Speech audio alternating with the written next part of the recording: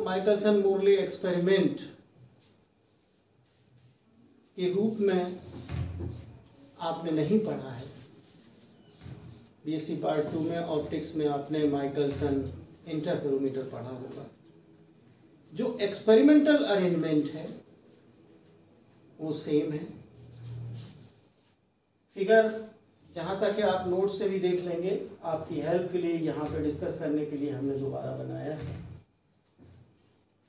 Notice board हालांकि छोटा है, मैं अरेंज कर रहा हूँ, नेक्स्ट वीडियो से ये बड़ा आ जाएगा, लेकिन फिर भी जो रफ स्केच है उसको तो आप देख ही सकते हो। इसमें जो भी माइकलसन इंटरफेरोमीटर है वही है, ये मोनोक्रोमेटिक सोर्स है लाइट का, ये एक हाफ सिल्वर्ड प्लेट है, ये मिरर M1 है, ये मिरर M2 है, ये डिस्टेंस L है, ये भी डिस्टेंस L है। इसके बीच में एक half silvered plate similar type की कंपनसेटिंग प्लेट होती है, लेकिन हमारा व्यू ये नहीं है कि कंपनसेटिंग प्लेट को यहाँ दिखाया जाए। You can imagine in your self, हमें वो जो हाफ सिल्वर्ड प्लेट है जहाँ पे रिफ्रैक्शन और रिफ्लेक्शन दोनों होता है, ये हमें देखना है। ये एक्चुअली थोड़ा सा फिगर ही नहीं है, जहाँ पे ये नीचे जाती है वहीं से ये, हाँ ये रिफ्लेक्ट होके आ रही है, एक ये ट्रांसमिट हो रही है और एक ये यहाँ डायरेक्ट नीचे आ रही है यहाँ से होने के बाद। तो ये जो मतलब यहाँ पे आपको सर्कुलर रिंग्स दिखाई देती हैं टेलीस्कोप में, तो नीचे दिखाया हुआ है, ये सर्कुलर रिंग्स दिखाई देती हैं, इंटरफेरेंस की वजह से देख रहे हैं। मोरले के साथ मिलके जो माइकलसन का थॉट था वो इस बात पे गया कि जब जिस अर्थ पे हम रहते हैं, जहाँ पे ये लेबोरेटरी हमने सेट कर रखी है, वो रेस्ट में तो है नहीं, मूव कर रही है। अगर मूव कर रही है तो किस वेलोसिटी से मूव कर रही है? ऑब्वियस है, जिस वेलोसिटी से स्पेस में ये अर्थ मूव कर रही है वही हमारी लैब की स्पीड होगी, यानी कि जो हमारा एक्सपेरिमेंटल अरेंजमेंट सेट है उसकी सेटिंग, वो एक्सपेरिमेंट भी मूव कर रहा है। तो लैब की स्थिति और जो वो डायरेक्शन ऑफ मोशन अर्थ का है वो इस तरीके से सेट है कि जो मिरर M2 की तरफ से M2 की तरफ जाने वाली रे है उसी डायरेक्शन में ये रे ऑफ लाइट या वेव ऑफ लाइट ये आगे ट्रेवल कर रही है। हमने अभी रे के रूप में एज्यूम कर रखा है, क्योंकि ये रिफ्लेक्शन और रिफ्रैक्शन रे से ही एक्सप्लेन हो जाता है। ये जो यहाँ से होने के बाद रिफ्रैक्ट होके जो जा रही है लाइट, उसकी डायरेक्शन ऑफ मोशन ये मिरर M2 की तरफ ये भी सी है निश्चित रूप से। ये जो यहाँ पे हमारा मिरर है, यहाँ रिफ्लेक्ट मिरर M1 की ओर जा रही है, यहाँ से सेमी सिल्वर्ड प्लेट से रिफ्लेक्ट होके, सॉरी हमको यहाँ से दिखाना चाहिए था, ये यहाँ से यूँ आ रही है तो यहीं से रिफ्लेक्ट होके हमको मिरर बनाना चाहिए था। यहाँ पे मिरर M1 जो बनाया है, इस मिरर M1 को हमको यहाँ बनाना चाहिए, ये यहाँ से बाहर निकलेगी और उसके बाद इस मिरर M1 से रिफ्लेक्ट होने के बाद वापस आएगी।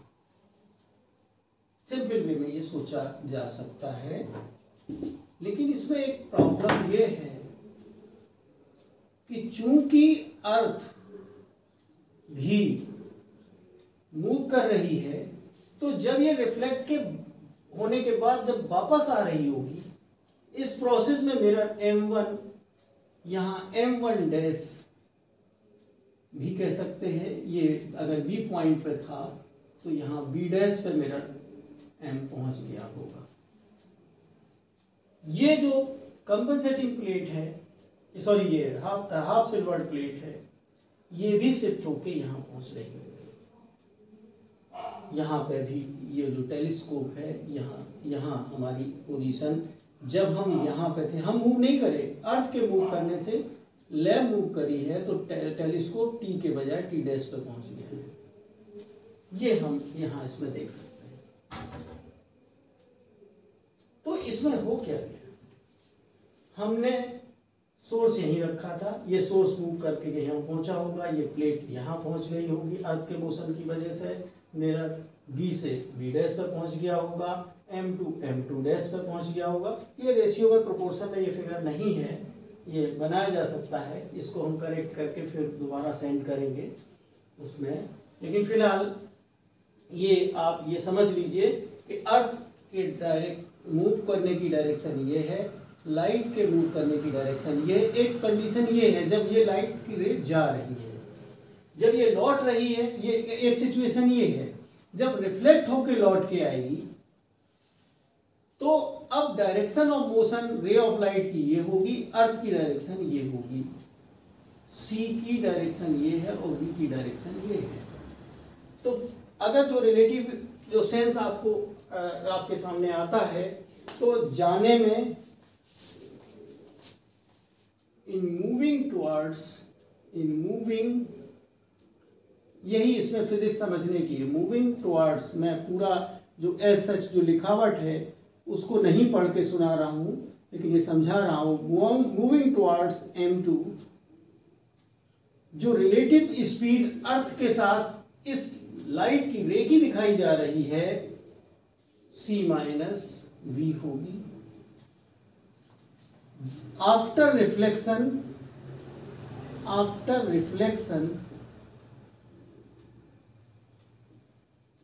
the speed or relative speed of between C and V, अगर हम C की स्पीड V के रिलेटिव देखें, पहले तो सेम डायरेक्शन में, ये डायरेक्शन ऑफ मोशन लाइट रे का है, यही डायरेक्शन ऑफ मोशन V का है,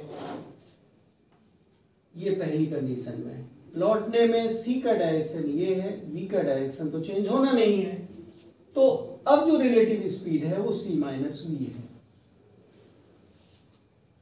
इस बीच में डिस्टेंस कितनी ट्रेवल करी होगी B से B डैश तक पहुंचने में, या पॉइंट P से P डैश पहुंचने में, दोनों एक ही हैं। फिगर उस प्रोपोर्शन में इसमें व्हाइट बोर्ड में नहीं बन पा रहा है। V वेलोसिटी है, अगर T टाइम लगा है तो VT के बराबर डिस्टेंस ट्रेवल भी होगी। बहुत स्वाभाविक है। तो एक सिचुएशन आपने समझ ली है कि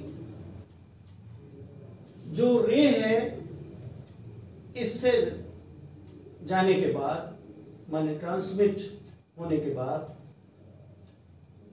ये मिरर M1 की तरफ M2 की तरफ जा रही थी। उस समय ये माइकलसन-मोरले ने कहा कि अगर जो एब्सोल्यूट स्पेस और एब्सोल्यूट टाइम की थिंकिंग सही है, ईथर की हाइपोथेसिस का जो भी एंगल है, जो दो सिचुएशंस हमने बताई थी वो अप्लाई हो रही है, उनमें से एक सिचुएशन डिटेल में नहीं जा रही, you can connect for the time. तो ये हमने कहा कि ऐसी स्थिति में C प्लस V और C माइनस V का जो रिलेटिव है वो इसमें कंसीडर होना चाहिए। ये हम करेंगे, मैं फिगर मिटाने के बाद और मैथमेटिक्स करूंगा। पहले तो आप एक रे ऑफ लाइट सोर्स से प्लेट की डायरेक्शन में आने और जाने में रिलेटिव स्पीड का जो कंसीडरेशन है वो C प्लस V और C माइनस V कंसीडर करना होगा। ऐसा इन्होंने कंसीडर करके ये एक्सपेरिमेंट की स्थिति को और यहाँ पे लाइट के ट्रेवल करने की स्थिति को डिस्कस किया। वैसे तो इतनी जो अर्थ की भी स्पीड है आप जानते हैं 30 किलोमीटर पर सेकेंड है। एक सेकेंड में 30 किलोमीटर ट्रेवल करने वाली लैब हम नहीं डेवलप कर सकते हैं, लेकिन अर्थ स्वयं में इतनी स्पीड से चल रही है, स्वतः चल रही है, तो अर्थ पे ही एक्सपेरिमेंट को करा जा सकता है और C+B और C-V का जो कॉन्सेप्ट है वो कंसीडर किया जा सकता है। अब एक को हमने रिलेटिव स्पीड को समझ लिया है। अब हम देखते हैं कि जो मिरर M1 की तरफ B पॉइंट की तरफ जा रही थी, जब लौटने का समय आया इसी दौरान में T टाइम में ये यहाँ शिफ्ट हो चुकी थी B डेज पे, यानी वर्चुअली ये इसके मोशन की वजह से जब जा रही थी तो यूं ना जाके यूं जा रही होगी, क्योंकि V वेलोसिटी से ये ट्रेवल कर रही थी और ये C वेलोसिटी थी।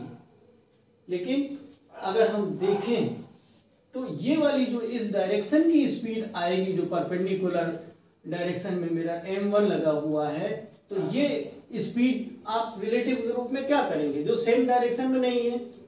अगर आपका आगे पीछे है तो C+B और C-V हमने कर लिया, ये जाने में था, ये लौटने में था, लेकिन यहाँ पे जाने का ये है और तब तक ये मेरा M2 वहाँ पहुँच रहा है, P डैश पर पहुँच रहा है। तो इस स्थिति में हमको रिलेटिव स्पीड आपको पाइथागोरस थ्योरम से निकालनी होगी। तो इस डायरेक्शन के हिसाब से √c² - v² ये रिलेटिव स्पीड होगी। तो जाने का ये हो गया, लौटने का ये हो गया।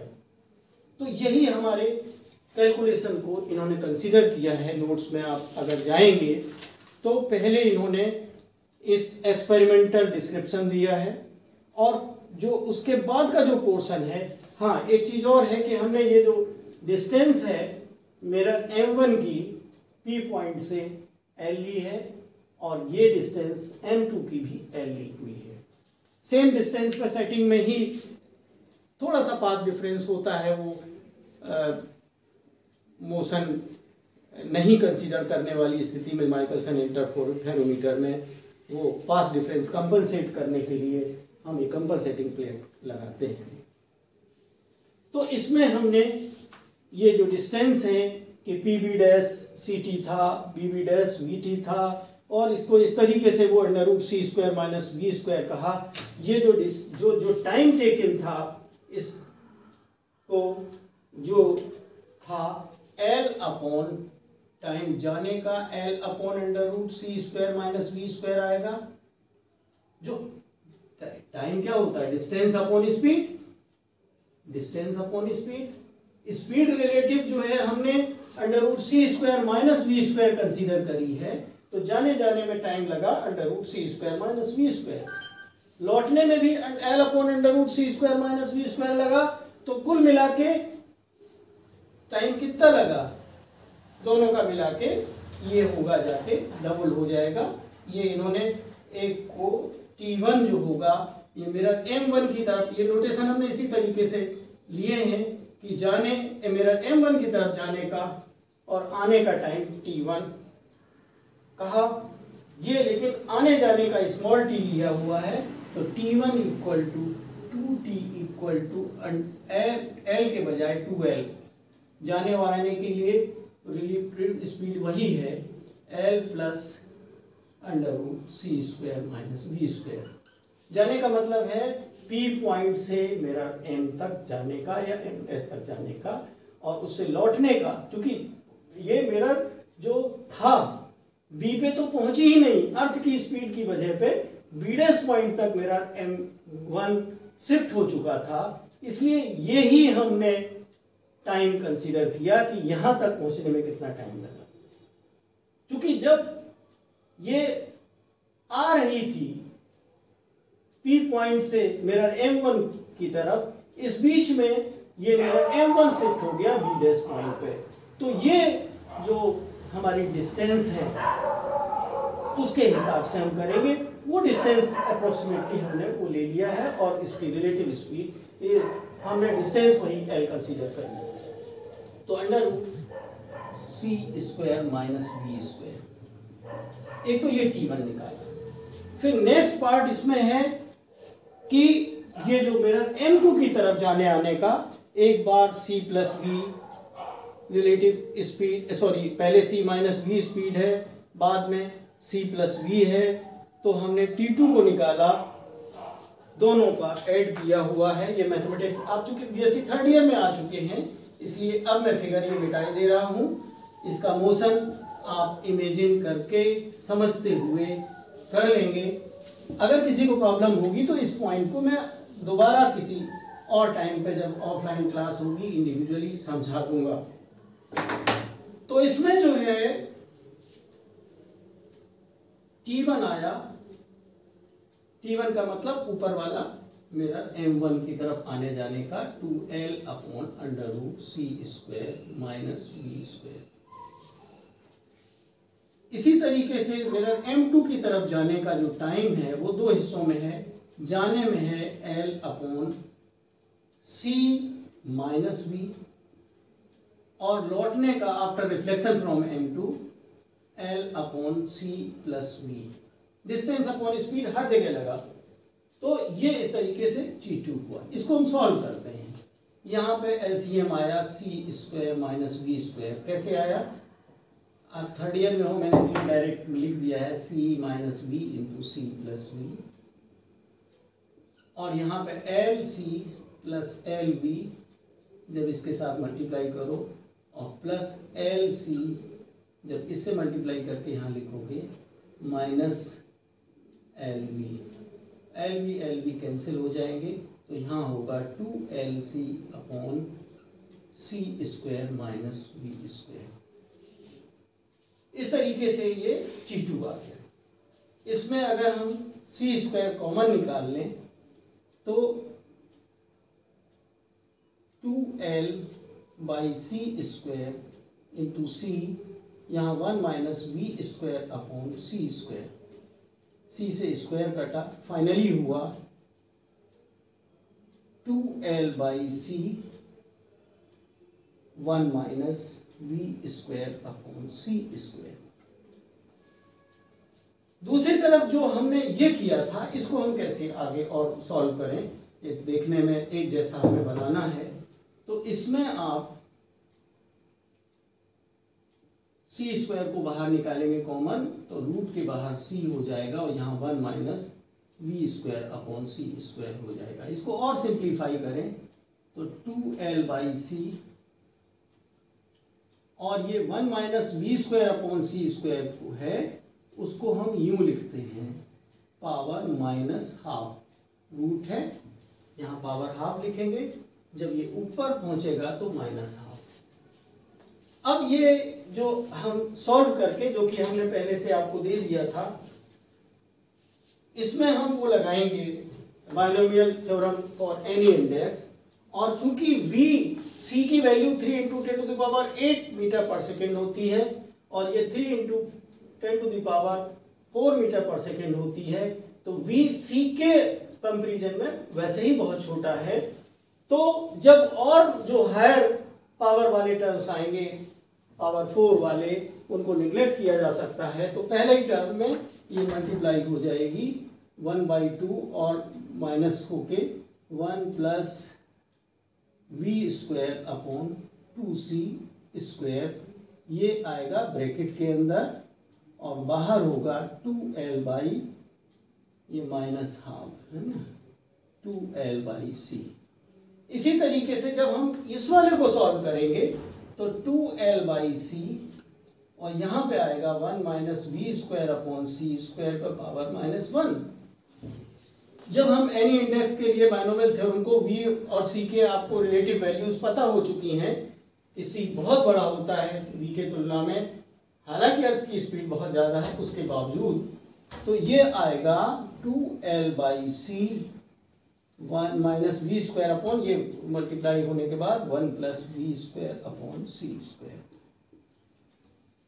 अब अर्थ का मोशन हुआ। अर्थ के मोशन को जब हम रिलेटिव वे में कंसीडर करते हैं लाइट की स्पीड से, तो उसकी वजह से दोनों के सेम नहीं आ रहे हैं। अब मैं बीच के स्टेप मिटा देता हूं और इनको पास लिखता हूं, T1 और T2 की वैल्यूज। T1 का मतलब मिरर M1 की तरफ जाना और मिरर M1 से रिफ्लेक्ट होकर लौटने में जो रे ऑफ लाइट ने टाइम लिया है वो 2L/c 1 + v² अपॉन 2c² आ रहा है। और दूसरी तरफ मेरा M2 की तरफ आने जाने में जो टाइम लगा है वो T2 है। समराइज करके जो मैथमेटिक्स है यू कैन अंडरस्टैंड बेटर।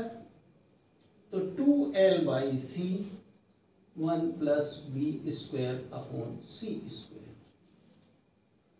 तो जो टाइम में अंतर हुआ है वो डेल्टा टी हम लोग कैलकुलेट करते हैं। निश्चित रूप से ये v² अपॉन 2c² छोटी क्वांटिटी है v² अपॉन c² के तुलना में। ये 1 में है, ये 1/2 में है। तो अब इसमें जो डिफरेंस है डेल्टा टी T2 - T1 करते हैं।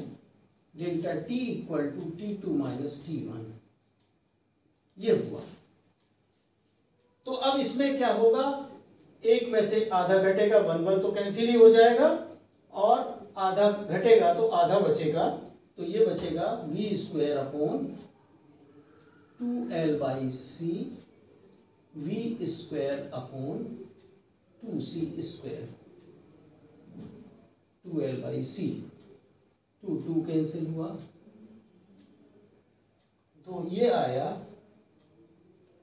L × v² अपॉन सिर्फ c³। ये टाइम डिफरेंस आ गया दोनों के बीच में। अब ये जो आपको समझ आ गया होगा कि हमने Michelson Morley experiments means Michelson interferometer लिया है, जो हाफ सिल्वर्ड प्लेट है, जो अपर डायरेक्शन में हमने मिरर एक 2 परपेंडिकुलर मिरर सेट किए। वैसे तो मैं आपको बता दूं ऊपर मिरर नहीं सेट किया जाता, ज़मीन में ही सेट किया जाता है। कि एक यहाँ पे सोर्स है, यहाँ पे जो है प्लेट लगी हुई है, मिरर जो है यहाँ पे है, और एक परपेंडिकुलर डायरेक्शन में यहाँ पे है। एक ही प्लेन में है, ज़मीन पे ही M1 मिरर भी लगा है, M2 मिरर भी लगा है, जो सीधे सीधे जो स्ट्रेट पाथ पे चलती चली जाती है, थोड़ा सा रिफ्लेक्ट होके वो मिरर M2 बनाया है। और जो 90 डिग्री पे रिफ्लेक्ट होके जा रही है, क्योंकि 45 डिग्री पे लगा हुआ है, वो दूसरी डायरेक्शन में जा रही है। तो ये हमारा फिगर है, ये यहाँ पे सोर्स है, यहाँ ये लगा हुआ है, एक मिरर यहाँ पे है, एक मिरर यहाँ पे, एक ही प्लेन में है। ऊपर का मतलब ये नहीं हो गया कि ऊपर अपर डायरेक्शन में है, ठीक है। एक्स वाई प्लेन में भी परपेंडिकुलर हो जाते हैं। तो इस तरीके से आपने टाइम डिफरेंस डेल्टा टी निकाला L/v² अपॉन c³। इसको मैं एक बार फिर बता दूं कि अगर किसी के पहुंचने में टाइम में अलग अलग आ रहे हैं तो वो टाइम इंटरवल हो गया। इससे जो ऑप्टिकल पाथ डिफरेंस क्रिएट होगा वे रे ऑफ लाइट को पहुंचने में टेलीस्कोप तक, हम देख तो वही रहे हैं। इस एक्सपेरिमेंट में हम देख क्या रहे हैं, सर्कुलर रिंग्स। ये जो optical path difference due to relative motion of source and observer जो होना चाहिए वो हम कैसे देखें। तो पहले हम देखें कि ये पाथ डिफरेंस एक्स्ट्रा क्रिएट हुआ ड्यू टू रिलेटिव मोशन, उसका पाथ डिफरेंस कितना आया। तो पाथ डिफरेंस डेल्टा हमने बना दिया है, इसको ऑप्टिकल पाथ डिफरेंस कहेंगे। ऑप्टिकल पाथ डिफरेंस, ये पाथ डिफरेंस डेल्टा है, वो कैसे निकलेगा। डिस्टेंस इक्वल टू क्या होता है, स्पीड इनटू टाइम। तो स्पीड लाइट वाली ली जाएगी c, और टाइम की जगह time interval c delta T, ये तो होगा। तो अब अगर हमारा ये c है और टाइम इंटरवल है L/v² अपॉन c³, तो इससे क्यूब कटने के बाद ये हो जाएगा, सिंपली बचेगा L/v² अपॉन c², ठीक है। ये हमने कर लिया। अब इन्होंने कहा कि जो इफेक्टिव ये तो हमारा डिफरेंस हो गया, table the difference above, hence the difference between the two times हमारा LV square upon C cube है। Effective optical path difference LV square upon ये है।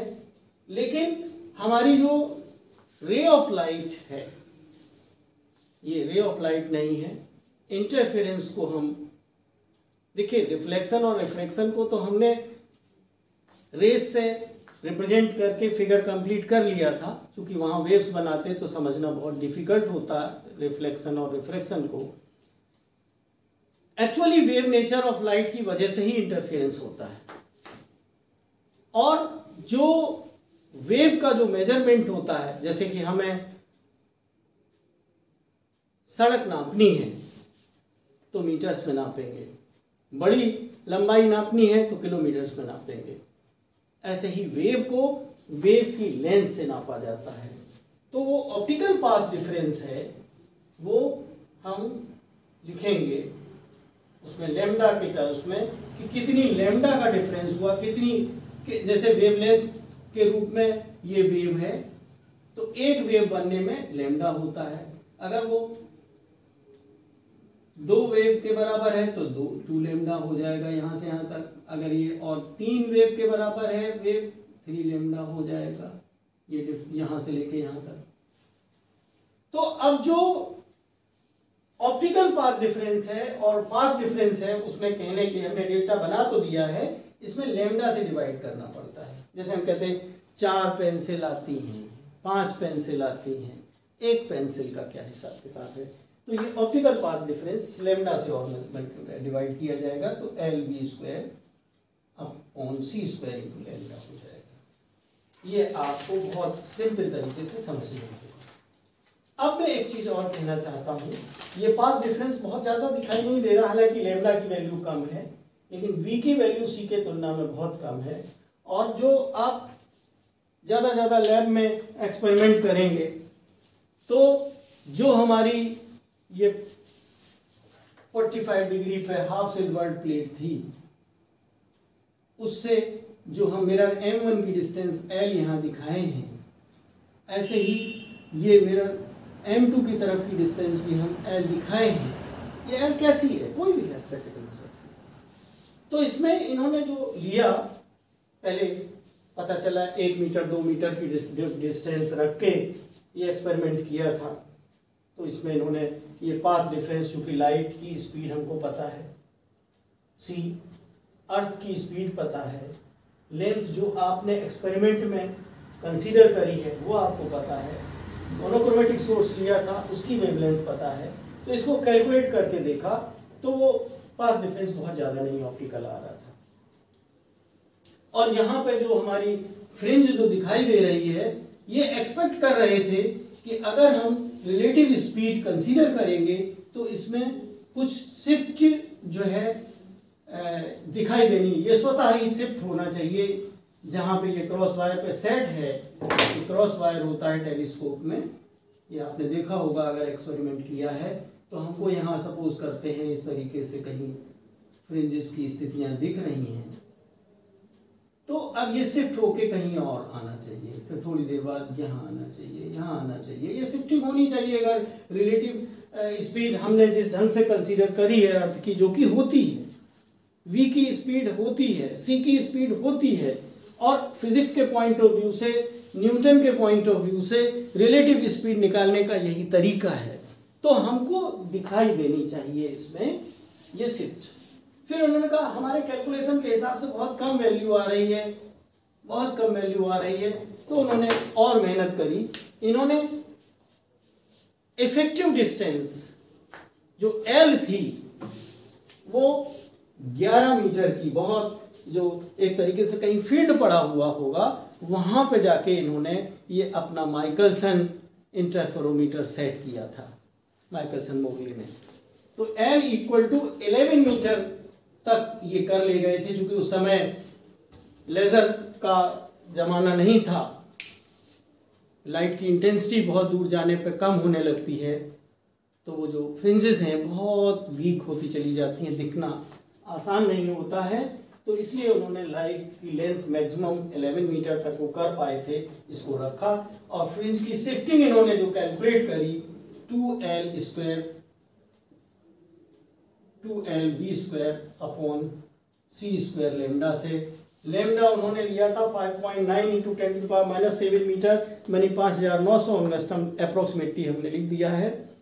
Length 11 metre, V3 into 10⁴ metre per second, C3 into 10⁸ metre per second. जब इसको calculate किया, ये आपके हर book में मिल जाएगा, हर जगह ये 0.37 के आसपास ये वैल्यू आ रही थी। यानी नंबर ऑफ फ्रिंज कितनी है, वो ऑप्टिकल पाथ डिफरेंस का मतलब नंबर ऑफ फ्रिंजेस शिफ्टिंग कितनी हुई, 0.37 का मतलब 0.4 हो गया, 0.5 आधा होता, आधे से थोड़ी सी कम। ये शिफ्टिंग हमारे टेलीस्कोप में होनी चाहिए थी इतने टाइम इंटरवल में, जो भी टाइम इंटरवल ये हमें दिखाई देना पड़ेगा कि हम काफ़ी टाइम इंटरवल में देखेंगे तो काफ़ी शिफ्ट होना चाहिए, लेकिन ये शिफ्टिंग उनको ऑब्जर्व नहीं हुई। जब ये फ्रिंज शिफ्टिंग ऑब्जर्व नहीं हो पाई तो इसी को नेगेटिव रिजल्ट माना गया। एज पर एक्सपेक्टेशन जब रिजल्ट नहीं आता है तो कहने गलत हो गया, नेगेटिव हो गया, जैसा चाहा था वैसा नहीं हुआ। अब मैं आपको बताना चाहता हूँ कि उन्होंने कहा कि कहीं हमारे एक्सपेरिमेंट करने में गलती हुई होगी, तो फिर एक आध महीने बाद फिर उन्होंने किया एक्सपेरिमेंट को रिपीट, लेकिन फिर वही रिजल्ट, बहुत सावधानी से किया, फिर भी वो फ्रिंज की शिफ्टिंग उस टेलीस्कोप में दिखाई नहीं दी, बिल्कुल नहीं दिखी। या ज़बरदस्ती करने पे इल्यूजन में थोड़ी बहुत शिफ्टिंग दिखी, लेकिन ऐसी कोई खास शिफ्टिंग जैसी कैलकुलेशन में आ रही वो नहीं दिखी। फिर उन्होंने कहा कि कहीं अर्थ पे कोई और प्रभाव होगा जिसकी वजह से नहीं दिख रही है, थोड़ा सा हाइट पे प्लेस चेंज करके करते हैं, तो हाइट पे जाके किया। वेदर भी चेंज कर लिए, विंटर में भी करके देख लिया, समर में भी करके देख लिया, रेनी सीजन में भी करके देख लिया, क्योंकि ये बहुत बड़ा कंफ्यूजन था ड्रॉ करने के लिए कि जो रिलेटिव स्पीड है, अर्थ है, ईथर अगर है जो कि कुछ नहीं होता है, बिना मैटर का बना हुआ है, तो जो स्पीड है हम बहुत डिटेल में नहीं जाना चाहते हैं, उसको हमने इंट्रोडक्शन में थोड़ा बहुत डिस्कस किया था। या भी आप इतना समझ लें कि रिलेटिव मोशन को, ईथर को समझने के लिए ये एक्सपेरिमेंट किया था। वैसे आप सोच रहे होंगे कि ये फालतू में क्या किया, ऐसा कुछ नहीं है, ये इसमें बहुत बड़ी फिलॉसफी नेचर की ढूंढी जा रही थी कि आखिर हैं मोशन तो किसके रिलेटिव हैं। अगर रिलेटिव मोशन है तो ये रिलेटिव मोशन को हम ऑप्टिकल जो एक्सपेरिमेंट से डिटेक्ट करें, तो ये बेस्ट एक्सपेरिमेंट सभी को लगा। माइकलसन मोरले इसके लीडर बने और उन्होंने परफॉर्म किया। ये रिजल्ट जो शिफ्टिंग के रूप में जो हमने अभी तक जो मैथमेटिक्स की कि मिरर M1 पे जाने में आने में जो स्पीड दिखाई दे रही है वो √C² - V² दिखाई दे रही है, और जो हमारा मिरर M2 तक जाने में C - V, और जब रिफ्लेक्ट होके मिरर M2 से आ रही थी C - V, इससे हमने T1 और T2 निकाले, फिर टाइम का डिफरेंस डेल्टा T निकाला, फिर पाथ डिफरेंस निकाला, और फिर लैम्डा से डिवाइड करके नंबर ऑफ फ्रिंज के लिए जिसको ऑप्टिकल पाथ डिफरेंस कहते हैं वो हमने निकाला। नंबर ऑफ फ्रिज्म सीधे सीधे से, ऑप्टिकल पाथ डिफरेंस के बजाय कुछ बुक्स में नंबर ऑफ फ्रिज्म भी लिखा है सीधे सीधे, इन्होंने घुमा के लिखा है, कोई बात नहीं। तो अब आपने देखा कि ना तो ये विंटर में ये शिफ्टिंग दिखाई दी, ना समर में दिखाई दी, ना किसी जो है रेनी सीजन में दिखाई दी, ना हाइट पे जाके दिखाई दी। फिर एक्सपेरिमेंट ज़मीन के अंदर भी गहराई में भी जाके करने की कोशिश करी, वहाँ भी नहीं दिखा। और इसका ये समझ नहीं आ रहा था कि इसको फिर कहीं क्यों नहीं दिखाई दी, क्या कारण है ये नहीं दिखाई दी। यही इसके नेगेटिव रिजल्ट्स हैं। बाद में इनके जो एक्सप्लेनेशंस हैं उनमें लॉरेंज फिट्जरॉल्ड कंट्रैक्शन है, जिसको हम थोड़ा सा, ये थोड़ा वीडियो बड़ा हो गया है तो नेक्स्ट वाले में थोड़ा सा समराइज इसको करेंगे। फिर हम ये बताएंगे कि क्यों नहीं आया। फिर फाइनली जो आइंस्टीन हैं उनकी जो स्पेशल थ्योरी ऑफ रिलेटिविटी के पॉस्टुलेट्स हैं, 2 बातें हैं जिसको हम अगले टर्न पे आपको बताने की कोशिश करेंगे। उन पॉस्टुलेट्स में इन्होंने कहा कि जो मेन चीज़ ये है कि न्यूटन्स लॉज जो हैं वो सारे इनर्शियल फ्रेम्स ऑफ रेफरेंस में एक तरीके से लागू होंगे, उनका रूप परिवर्तित नहीं होगा। जो आपका जो सिलेबस में लिखा हुआ है constituency of applicability of Newton's second law of motion in all inertial frames, तो वो वहाँ पे एक्सप्लेन होता है पहला पोस्टुलेट के रूप में कि सारे में एक समान रूप से लागू होते हैं, चाहे वो रेस्ट में हो चाहे वो मोशन में हो। Frame of reference, frame of reference ही तो है, ये हमारा एक्सपेरिमेंट है, जहाँ भी हो रहा है वो एक मूविंग फ्रेम ऑफ रेफरेंस में चल रहे हैं, अगर हमारी अर्थ मूव कर रही है ये मान के।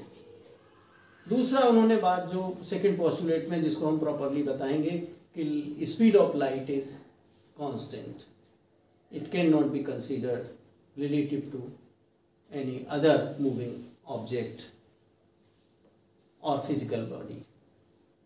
तो जो कॉन्सेप्ट है इसको मैं बाद में समझाऊंगा, लेकिन मोटे तौर पे जान लीजिए कि √c² - v² जो कर रहे हैं या c + v c - v कर रहे हैं, इसको और अच्छे से समझाने की ज़रूरत है, इसकी फिलॉसफी को समझाने की ज़रूरत है, जिसको मैं समझ रहा हूँ, मैं आपको डिस्कस फ्यूचर में ज़रूर करूँगा अगले वीडियो में।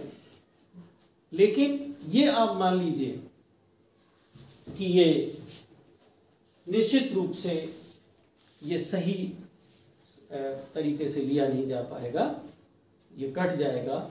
ईथर के बारे में भी कंक्लूजन ड्रॉ कर होगा, तो इसमें एक्सप्लेनेशन ऑफ जो नेगेटिव रिजल्ट्स हैं ये हमने लिख रखे हैं। ईथर ड्रैग हाइपोथेसिस है, दूसरी लॉरेंज फिट्जरॉल्ड कंट्रैक्शन है, और तीसरी जो है constituency of speed of light. हालांकि हमने लेक्चर 2 करके डाला है, लेकिन वो लेक्चर 2 और 3 इसी राइटअप में कंप्लीट हो जाएंगे जो हमने आपको लेक्चर 2 दिया है।